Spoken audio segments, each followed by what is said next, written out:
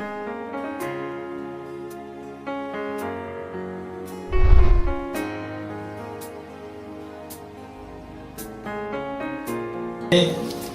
ce matin, j'ai à cœur de nous entretenir sur un sujet qui nous touche tous à un moment ou à un autre de notre vie chrétienne.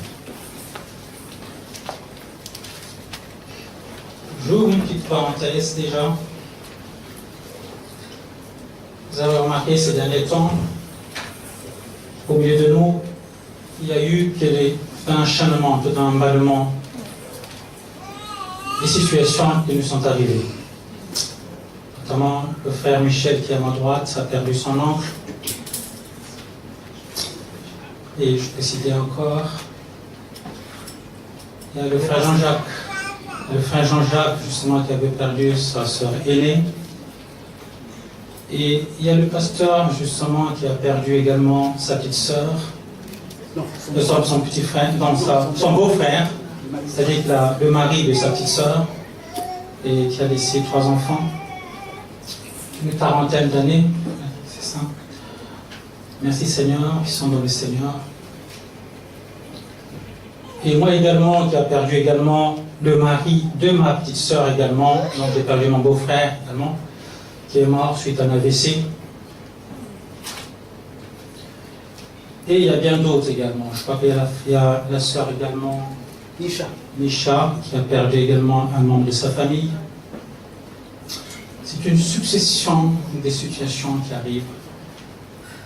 Mais en toute chose, j'aime bien parce que j'ai lu le message que le frère Honoré a envoyé au pasteur. Il a dit, il s'en souvient que Job a dit ceci, que l'Éternel a donné, l'Éternel a repris, que l'Éternel soit loué. Alors, fortifions-nous les uns les autres dans ces situations qui arrivent. Alors, je voulais vous parler de ce matin de tout ce qui nous touche tous. J'ai nommé l'épreuve. Alors, ce matin, nous allons parler de l'épreuve, ou alors des épreuves qui peuvent nous arriver dans une vie. Une mise à l'épreuve de notre foi. Voilà le thème de ce matin que nous allons aborder. Oh, je prie que le Saint-Esprit nous aide.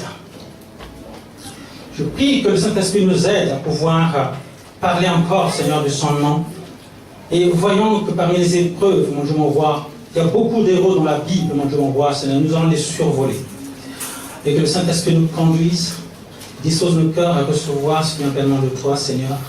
Que ma chair, mon Dieu, se taise, mon Dieu m'envoie, Seigneur. Et que, Seigneur, le chandelier qui est allumé nous sera allumé, ne s'éteigne à jamais, Seigneur. Que cette flamme s'éteigne à jamais, Papa, Seigneur Jésus. Et Seigneur, enseigne-nous encore, Seigneur. Je me mets à tes dispositions, saisis mon esprit, Papa, que je parle à ton nom, Papa, et que toute la gloire, et en toute humilité, je viens à toi, et que toute humilité, toute parole vient de toi. Purifie mes lèvres, mon Dieu, mon roi, Seigneur, que je puisse proclamer ce que tu as mis dans mon cœur, dans le nom de Jésus. Amen. Amen. Voilà, donc j'ai nommé que ce matin, nous allons parler des épreuves. Alors, beaucoup de gens, justement, peuvent se questionner des différentes épreuves qui peuvent survenir dans nos vies. Et que le Seigneur nous aide. Et voyez-vous, les épreuves, si nous allons à définir des épreuves, on n'en a pas fini. Mais ce qui est sûr, c'est que le frère nous a dit, le pasteur nous a parlé vendredi, pour ceux qui étaient là et puis ceux qui sont connectés, il nous a parlé justement des épreuves. Il avait dit que l'épreuve des épreuves, ou tout au moins une épreuve, ce n'est pas toujours de se prendre du côté, mais une épreuve peut être un moment où nous concourons, c'est-à-dire où nous passons un examen et nous réussissons. Il y a des jeux qui se passent, le BEPC, ils sont au CP, ils montent, et puis ainsi de suite, le BEPC, compagnie, bac et tout ça, et puis après ils évoluent. Donc, deux fois, les épreuves, ça peut être un moment, il faut que je reste là. Les épreuves, c'est un moment où justement que nous concourons, que nous passons un concours et que nous passons à une étape. Donc, les épreuves, par moment, sont un moyen où nous passons d'une étape à une autre étape.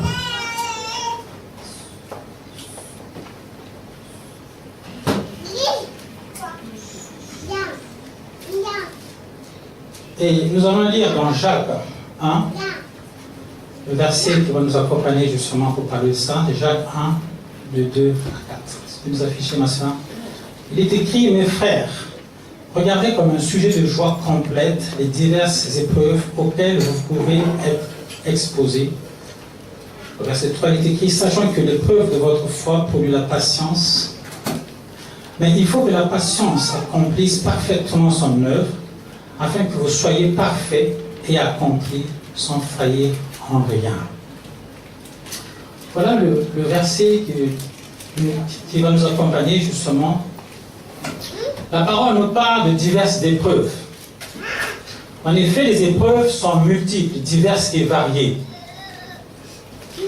L'épreuve peut être une école de formation, l'épreuve peut être une période d'apprentissage, et l'épreuve peut être toute une école où nous commençons, où nous apprenons quelque chose. Tout au moins, quand l'épreuve arrive, au bout de cette épreuve, le Seigneur devra venir nous dire quelque chose. Le Seigneur nous parle à travers les épreuves.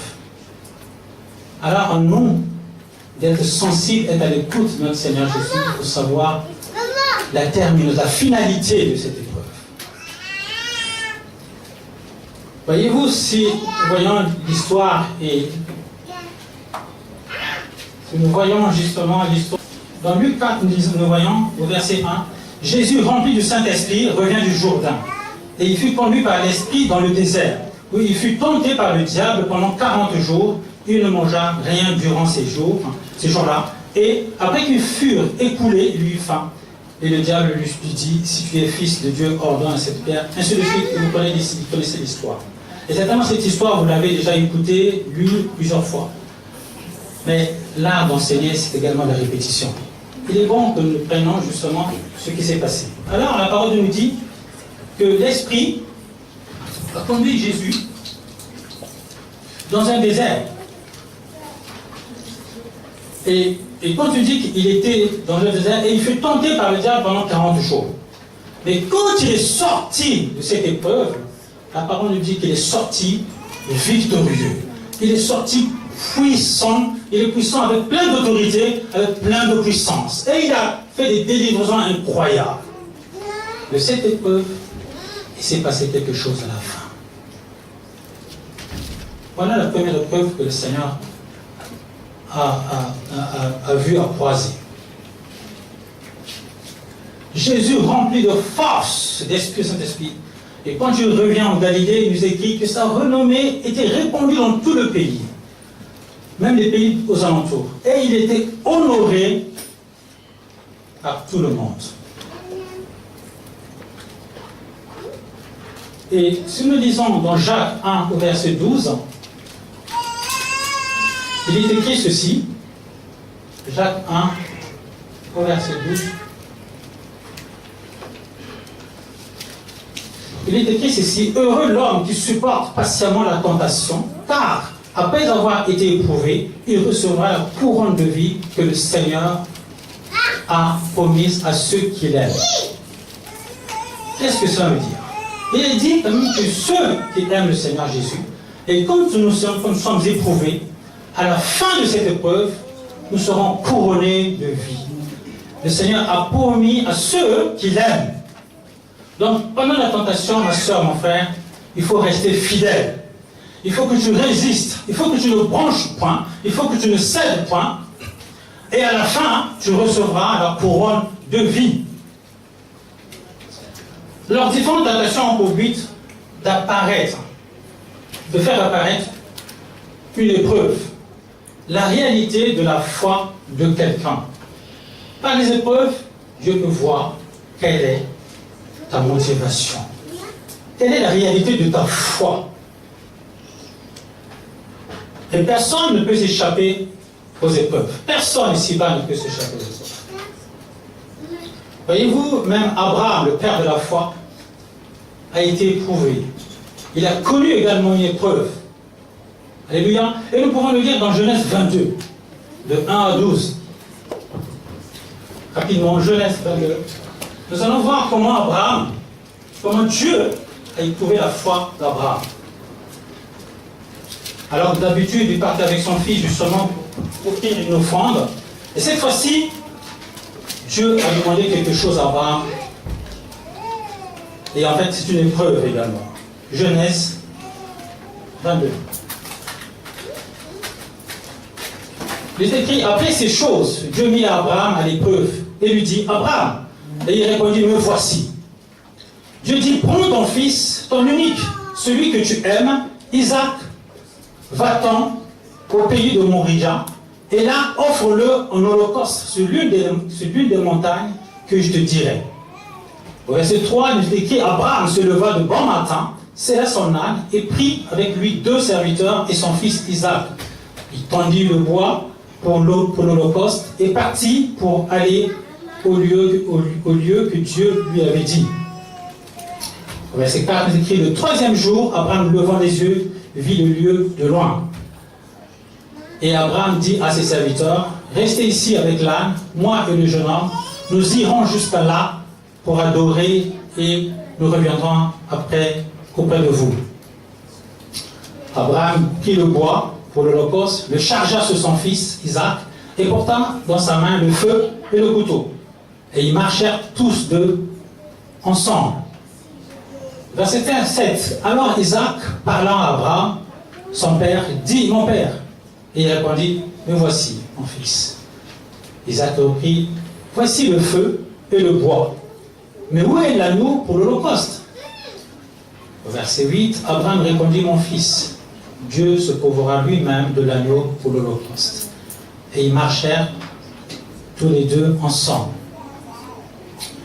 Le verset 9, lorsqu'ils furent arrivés au lieu que Dieu avait dit, Abraham y éleva un autel et rangea le bois, et lia son fils Isaac et le mit sur l'autel par-dessus le bois. Au verset 10, puis Abraham étendit la main et il prit le couteau pour égorger son fils. Au verset 11, il est écrit, alors l'ange de l'Éternel appela des cieux et dit, Abraham, Abraham! Et il répondit, me voici.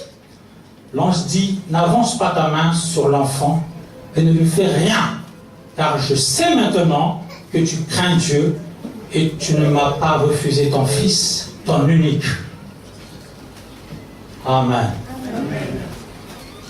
Alors, voyez-vous, Abraham, Dieu visita, il voyait un peu l'épreuve, il envoie l'épreuve à Abraham, voir combien il aime Dieu, combien il craint Dieu. Alors, il demande quelque chose qu'on ne demande jamais. Écoute, mon frère, ma soeur, quelqu'un peut tout te demander. Il peut te demander une voiture, il peut te demander d'acheter une maison, une bague pour les femmes, quelque chose qui brille, quelque chose de doré, quelque chose qui est attirant. Mais demander un fils, c'est quelque chose de terrible. Abraham n'avait qu'Isaac, son fils unique. Et Dieu lui a demandé, donne-moi ton fils en holocauste. Et il n'a pas cherché midi à 14 heures. Il n'a pas cogité. Il n'a pas dit, attends Seigneur, je vais réfléchir, donne-moi 1 ou 2 jours, et puis après je reviendrai dans la réponse. Oh Seigneur, tu m'as parlé, mais est-ce que vraiment c'est toi qui m'as parlé? Est-ce que ai-je bien entendu? Tu m'as demandé mon fils. Non. Tout de suite, il a été obéissant.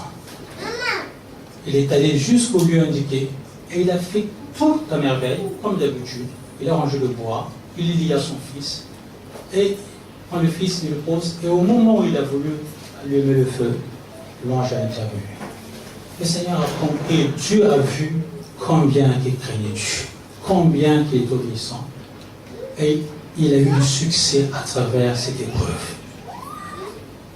Ça, c'est Abraham. Nous pouvons encore lire d'autres personnes dans la parole de Dieu. Le Seigneur veut nous révéler ce qu'il y a au fond de notre cœur et tester plus ou moins notre fidélité à sa parole. Voyez-vous, si nous parcourons la Bible, nous pouvons également voir l'histoire de Job. Job qui était un homme intègre, Job qui était un homme droit, craignant Dieu.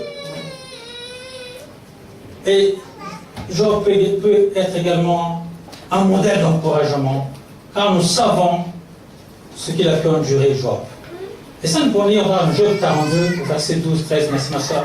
Pendant ces dernières années, Job a reçu de l'Éternel plus que de bénédictions qu'il n'en avait reçues dans les premières.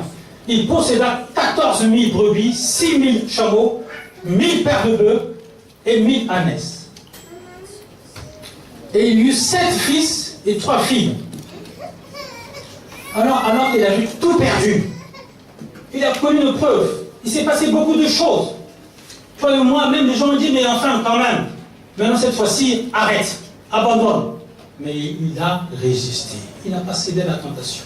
Malgré les difficultés, malgré les tumultes qui sont arrivés dans la vie, il a tenu ferme. Il a passé cette épreuve avec succès. À la fin, la parole nous dit qu'il a récolté plus qu'il avait perdu.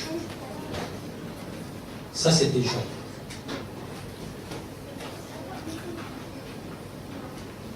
Frère, c'est quoi ton problème aujourd'hui? Quelle est l'épreuve que tu connais aujourd'hui, que tu subis aujourd'hui? Quelle est cette épreuve que Dieu ne peut pas résoudre? À la fin d'une épreuve, il y a toujours quelque chose où Dieu te parle, où Dieu te donne une direction, où Dieu te dit quelque chose. Alors, à nous d'être attentifs et être à l'écoute de la parole de Dieu, être attentifs à ce qu'il nous dit.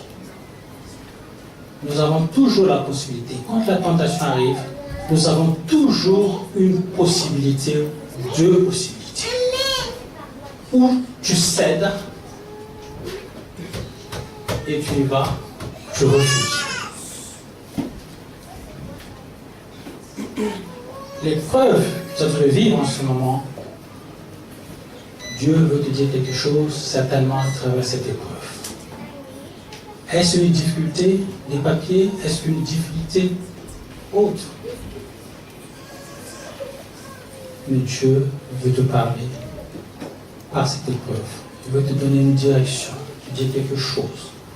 Carrément un apprentissage. Pourquoi? Parce que vous savez qu'à partir des expériences, nous nous forgeons une mentalité.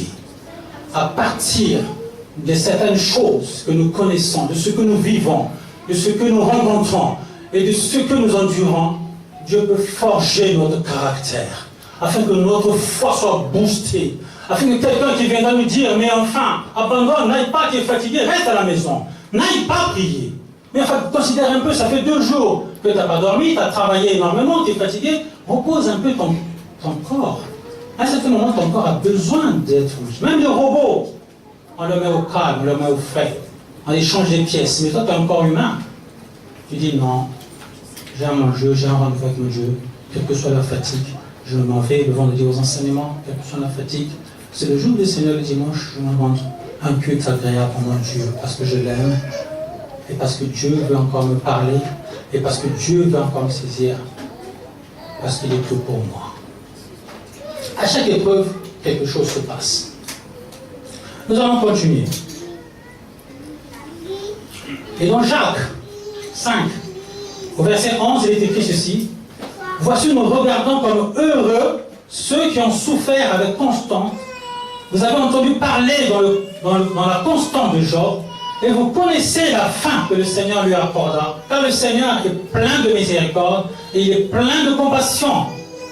Et oui, nous sommes appelés à être encouragés, à regarder nos épreuves comme une école de formation du caractère de Jésus-Christ. Toutes nos épreuves recevront une récompense et nous donnerons droit à une couronne. Jacques le dit dans 1,12. Il dit ceci: heureux l'homme qui supporte patiemment la tentation, car après avoir été éprouvé, il recevra la couronne de vie que le Seigneur a promise à ceux qui l'aiment. Donc, quelque part, nous aurons une récompense de tous et de résister. Alléluia. Quand l'épreuve arrive, il faut rester fidèle. Il ne faut pas céder à la tentation. Il faut résister. Alléluia. Et nous allons parcourir, nous allons continuer.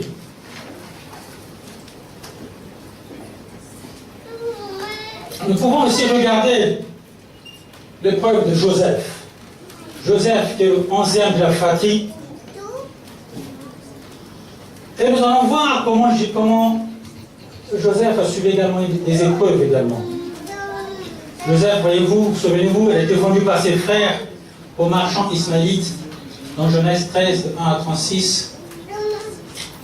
Non seulement il fut emmené en Égypte et vendu à Potiphar, officier de Pharaon, chef de garde, Joseph, qui a eu une révélation divine par les anges, va vivre des situations qui sembleraient à la contre-révélation divine. Le Seigneur lui a parlé en songe. Il lui a dit certaines choses. Il lui a donné une orientation. Le Seigneur s'est révélé en lui. Et il a eu le malheur de dire à ses frères la détermination de ses songes, ou l'explication des songes. Il a dit, voilà ce que j'ai vu comme songe. Ah là, les frères n'ont pas aimé. Alors ils l'ont haï. Et ils ont fomenté un bon coup pour faire sa fête, pour l'exterminer et pour ne plus qu'on parle de lui. Il était casse-pied, ce petit. Mais qu'est-ce qu'il croit? Il veut nous dominer, il veut nous avoir l'autorité sur nous. Mais enfin, après tout, ce n'est qu'un petit frère. Alors ils ont fomenté un bon coup. Ils ont fomenté un bon coup. Et quand le père va l'envoyer pour donner quelque chose, pour donner à manger au loin, parce que ses frères étaient partis justement en pâturage travailler, et le père lui a envoyé pour qu'il aille donner à manger, il peut reporter des nouvelles. Et là, les frères, comme ils ont dit, voilà, ils l'ont vu de loin, ils ont dit, voilà, maintenant on le tient. Le jour est arrivé où on va lui faire sa fête. Après, on va régler son compte. Alors, ils ont bien trouvé, ils ont commenté, ils sont complotés, ils sont concertés, ils ont trouvé une solution de le vendre. Ah là là, il s'est passé quelque chose. Ce Joseph, qui a été méprisé, ce Joseph qui a été rejeté par ses propres frères, vendu comme esclave, ce Joseph qui a été déporté dans une terre étrangère, il va être faussement accusé et jeté en prison. Faussement accusé parce que la femme de Potiphar voulait faire de Joseph son amant. Et Joseph n'a pas voulu commettre l'adultère. Alors il a été accusé faussement et jeté en prison.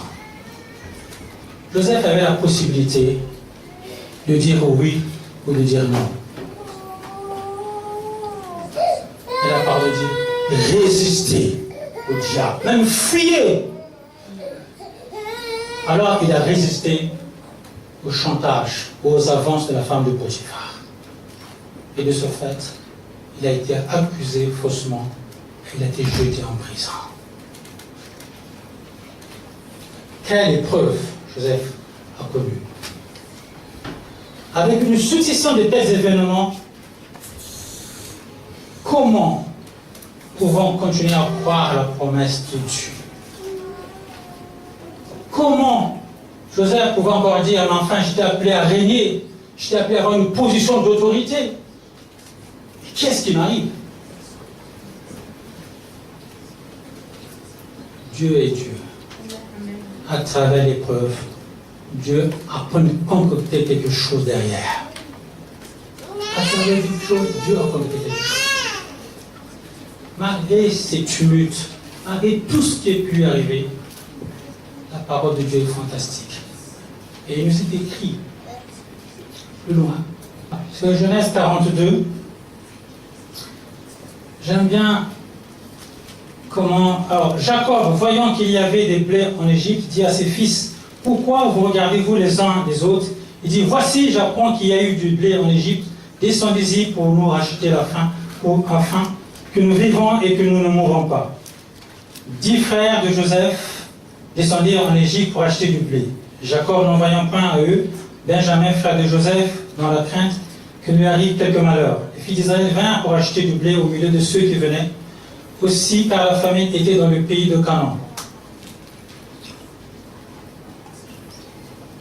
Là où je voulais en venir, c'est quand Joseph accueille ses frères.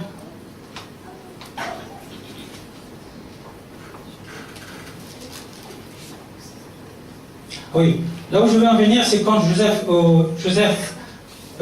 Genèse 45, c'est quand Joseph se fait connaître à ses frères. Et c'est là où on va élucider le plan de Dieu. Et c'est là où on va élucider ce qu'était l'épreuve de Joseph. Maintenant, nous allons lire. Joseph ne pouvait plus se contenir devant tous ceux qui l'entouraient. Il s'écria, faites sortir tout le monde. Et il ne resta personne avec Joseph quand il se fit connaître à ses frères. Au verset 2, il est écrit, il éleva la voix en pleurant. Les Égyptiens l'entendirent et la maison de Pharaon l'entendit. Joseph dit à ses frères, je suis Joseph.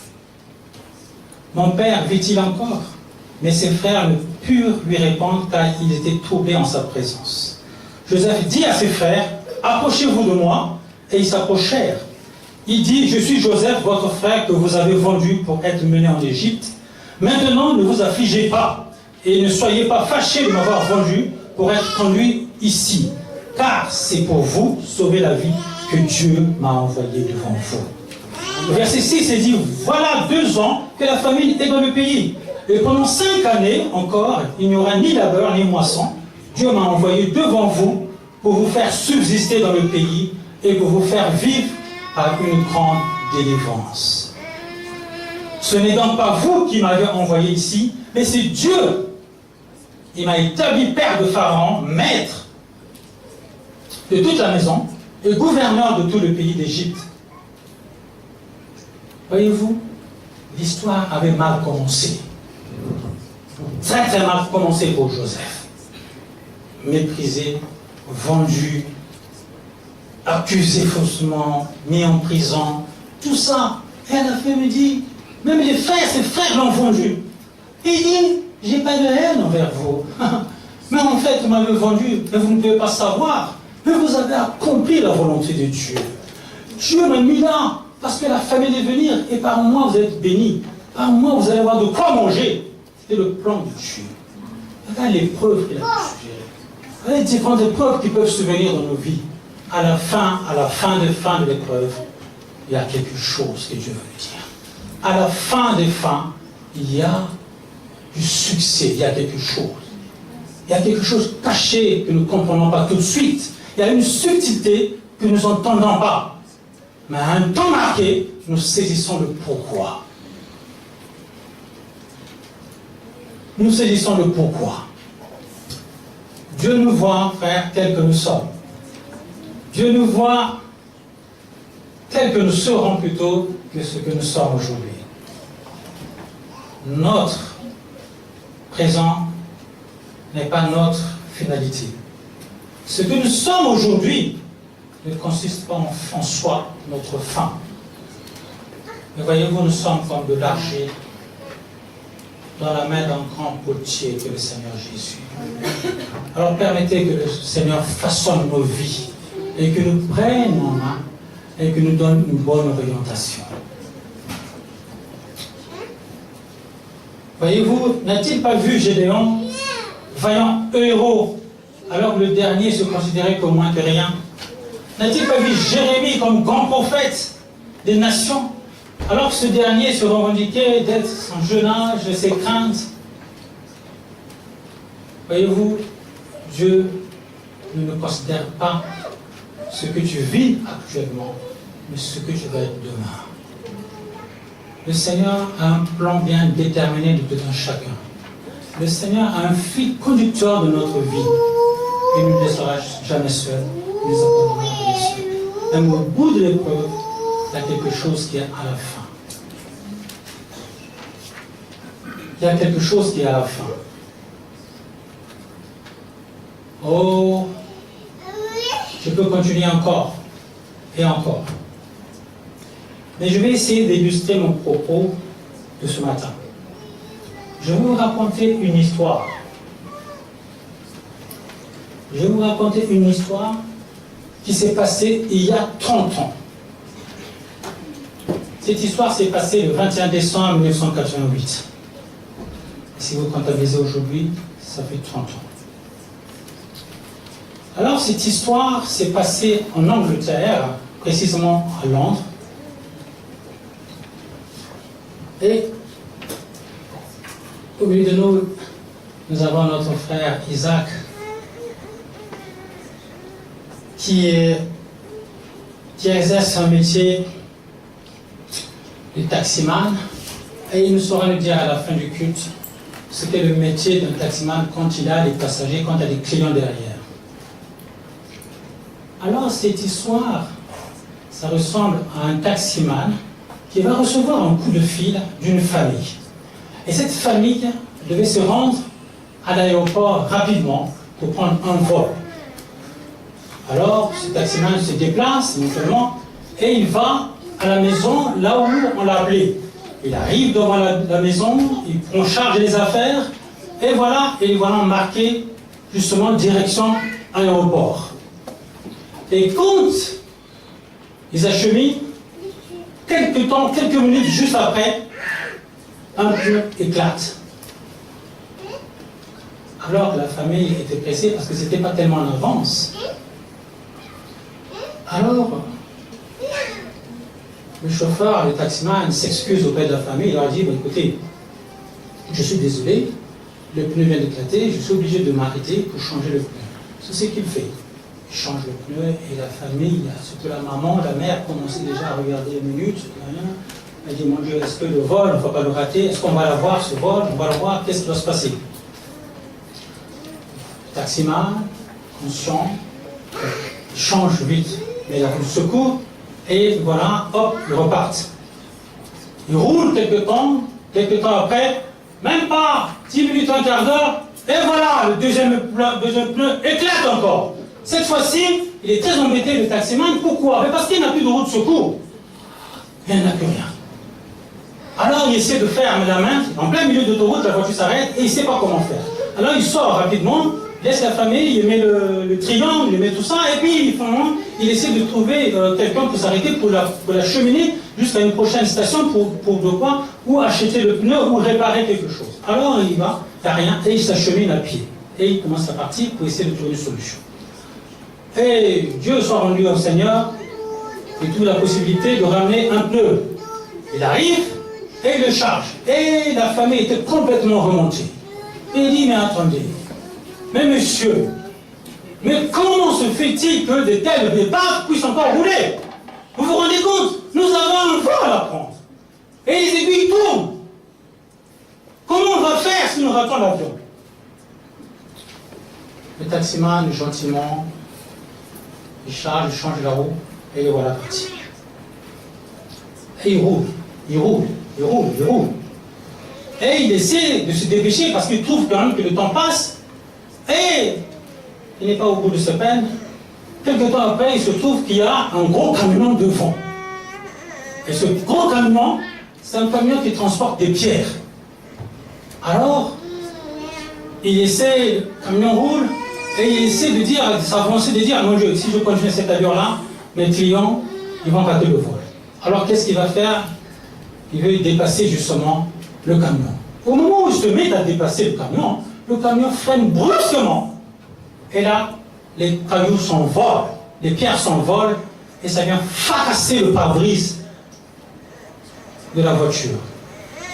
Et éventuellement, le pare-brise s'éclate en lambeaux et en miettes, et il y a plein de verres, il y a plein de trucs dans le camion. Et là, la mère, elle n'en avait plus, là, trop c'est trop. Là, trop c'est trop. Mais qu'est-ce que c'est ces épaves de voiture? Mais qu'est-ce que c'est cette histoire? Et le taximan, croyant qu'il était, ne comprenait pas la signification de cette épreuve. Il dit, c'est la première fois une chose comme ça, qu'une succession d'événements arrive. Mais qu'est-ce qui se passe? Alors il décide, il essaie de rassurer la famille en disant, ne vous inquiétez pas, on va faire le moins, je vais faire le moins possible, de mon meilleur, le meilleur possible, de façon que vous ne ratez pas ce vol. Alors il trouve la possibilité de dire, non, si je continue comme ça, ça ne va pas le faire. Alors je vais aller le plus vite possible. Et cette fois-ci, il trouve une idée de se dire, attendez, il y a une bande d'arrêt d'urgence, et ma foi, cette voie-là, il va quitter la voie principale pour prendre une voie où il y a que les urgences, les voies de véhicules d'urgence qui peuvent circuler. Il a dit, au point où j'en suis, si je continue cette allure, les clients ils vont rater leur vol. De toute façon, je ne suis plus au bout de ma chaîne, j'ai déjà eu le pneu crevé successivement. Ah non, de toute façon, qu'est-ce qu'on peut tenter pour tenter? Allez hop, il s'engage sur la voie d'urgence. Et le voilà parti. Et il prend la voie d'urgence, il roule. Et même pas quelques secondes, il entend derrière les gyrophares. C'est les policiers. Les policiers arrivent, Il arrête quelque part. Il dit, bonjour monsieur, et comment se fait-il que vous roulez dans cette voie-là? Alors le taximan, tout gentiment, il salue les gens de la police et il explique poliment les tumultes qui est arrivé dans sa vie. Il dit, voilà, j'ai mes clients qui partent devant avec le vol, et j'ai mon premier pneu est crevé, le deuxième pneu, et puis finalement le pare-brise fracassé, et si je continuais cette allure-là, désolé, mais je ne le fais jamais, mais à cause de ce qui m'est arrivé, mes clients sont vraiment sont très pressés, alors veuillez m'excuser. Alors les polices très sévèrement lui disent il n'avait rien, il n'avait que faire. Toutes les explications, il ne tenait même pas compte des explications. Alors il commençait à se justifier, parce que tout ce qu'il voulait, c'est dire écoutez, monsieur l'agent, au moment où je suis très pressé. Si vous le voulez bien, je vous laisse tous mes papiers. D'ailleurs, j'ai oublié quelque chose. Avant même déjà que les flics arrêtent, quand le pare-brise s'est fracassé, il a demandé à la famille que je suis désolé, je suis obligé de m'arrêter pour prendre les coordonnées de ce chauffeur-là pour l'assurance. Alors, comment je veux faire sinon pour l'assurance? Je suis désolé. Alors il s'est arrêté et le temps encore est passé. Le temps encore passé. Et il a demandé à la dame, est-ce que vous permettez? La dame ne voulait plus rien entendre. Personne au point où j'en suis. Surtout, monsieur, ne me réclamez pas le paiement. Avec tout ce qui est machin, avec ce voyage catastrophique, j'espère que vous n'allez pas me demander l'argent. Alors, après qu'il lui a emprunté la voie d'urgence, les flics l'arrêtent, les agents de police l'arrêtent, il coopère, il essaie de donner des papiers, il dit écoutez, je vous laisse mes papiers, quitte à donner même une somme d'argent, une contravention, je vous laisse l'argent, gardez la monnaie. Une fois que j'aurai déposé mes clients, je reviendrai résoudre ce problème-là. Mais pour l'instant, vraiment permettez que je puisse partir. Permettez que je puisse partir. Non. Les gendarmes, les agents de police n'entendent pas de cette oreille. Il le garde, il contrat les papiers, machin, et puis après il me donne une contravention bien salie. Alors cette journée qui avait bien commencé avec... il ne pensait pas qu'un jour qu'il allait arriver une telle chose. Il avait bien commencé sa journée, il y avait peut-être 1 ou 2 ou 3 clients, tout se passait bien, et il a fallu que ce moment-là arrive. Alors finalement, il paye la contravention et le voilà parti. À cette fois-ci, il a pris la vie, il a accéléré le plus possible. Il est allé plus loin. Enfin, ils arrivent à l'aéroport. Ils arrivent à l'aéroport et éventuellement, le vol, il est déjà parti. Et ce vol est déjà parti. Alors, qu'est-ce qu'il a fait? Il a décharge des affaires, il se présente à l'aéroport, il va voir l'agence, justement, il va négocier. Et quand il arrive à l'agence, il reconnaît un ami. Et il négocie avec cet ami justement pour que ses clients puissent avoir le prochain vol. Et le prochain vol, c'est Air British Airlines, et ça va dans 1 heure. Dieu soit rendu. Grâce soit rendue à Dieu. Et finalement, c'est ce qu'il fait. Il négocie, et puis finalement, les gens ils ont commencé à dire, écoutez, restez là. Effectivement, la dame, comme elle avait dit qu'elle n'allait pas payer un seul sou, elle n'a pas payé un sou, évidemment. Mais ce qui est bien, c'est qu'elle n'a pas demandé des frais de dédommagement. Il n'a pas demandé à être dédommagé. Mais il n'a pas payé. Regardez toutes les épreuves que ce taximan a dû endurer. Tout ce qui est arrivé dans la vie. Il n'a même pas récolté un seul sou. Et quand tu reprends son taxi sur le chemin de retour, il va payer Dieu sur la route. Il m'a dit, Seigneur, pourquoi ces épreuves? Pourquoi ce temps de tumulte? Pourquoi tout ça, Seigneur? Il commence à prier, et il commence à chercher, et il n'a pas trouvé d'explication signifiante. Il est là abattu, attristé, et il rentre chez lui. Et au moment où il rentre chez lui, il ouvre la radio, et qu'est-ce qu'il entend? Le vol, il entend une terrible histoire. Le vol 103, qui reliait Londres à New York, s'est écrasé 1 demi-heure après avoir décollé.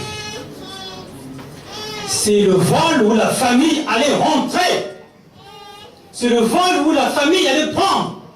Regardez comment... Alors le taximan, il disait, oh mon Dieu, le taximan, devant lui, il a vu la gloire, la prodigieuse main de Dieu. Comment Dieu protège ses enfants. Comment il a fait de Dieu l'épreuve alors qu'il se voyait terni. Il se disait, c'est pas possible. J'ai tant de métiers, je n'ai jamais vu ça.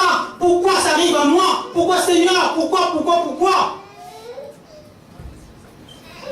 Le Seigneur nous protège. Le Seigneur veille sur nous. Et des fois, les épreuves qui arrivent, nous ne comprenons pas l'explication. Mais au bout des bouts, à la fin de la fin, nous comprenons, ah Seigneur, c'était donc ça. Alors là, je te rends grâce. Le pneu, je m'en passe. La contravention, je m'en passe. Et Seigneur, merci qui t'ai sauvé, qui t'ai mis à l'abri cette famille. Alléluia. Amen. Frère, les différentes épreuves que nous traversons, voyons-le comme un sujet de joie. Les différentes épreuves que nous traversons, voyons comme un sujet de joie. Parce qu'à la fin de ces épreuves, il y a quelque chose. À nous de capter, à nous de saisir la parole de Dieu, de dire Seigneur, oriente-moi, donne-moi l'explication. Qu'est-ce que tu veux me dire? Est-ce un apprentissage? Est-ce quoi? Est-ce une orientation, une nouvelle orientation? Et c'est quoi, Seigneur? Voyez-vous, ce taximan, il n'avait rien demandé. Ce taximan, il faisait que son travail. Mais le Seigneur s'est saisi de ce taximan pour épargner la vie de cette famille. Voilà ce qu'est Dieu. Dieu est Dieu. Ses promesses, il les accomplit toujours. Pourquoi? Parce qu'il est écrit dans Ésaïe 55,